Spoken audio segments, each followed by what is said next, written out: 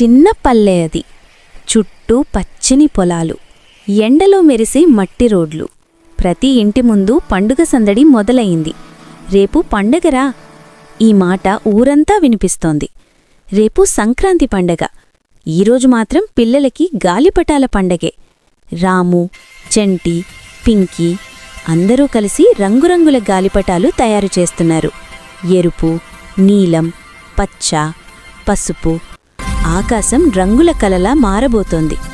ఇంట్లో అమ్మలు అరిసెలు, బూరెలు వంట చేస్తున్నారు. బయట నాన్నలు ఇంటి ముందు అందమైన ముగ్గులు వేస్తున్నారు. పల్లె మొత్తం పండగ వాసనతో నిండిపోయింది.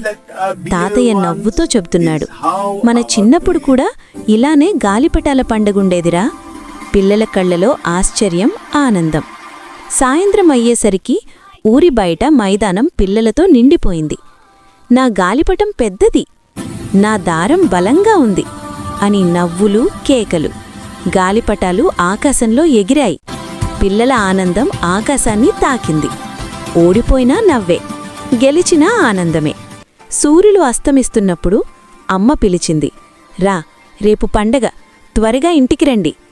అందరూ నవ్వుతూ ఇంటికి వెళ్లారు. ఆ రాత్రి ఆ పల్లెలో ఒకటే మాట, రేపు పండగ, రేపు గాలిపటాల పండగ.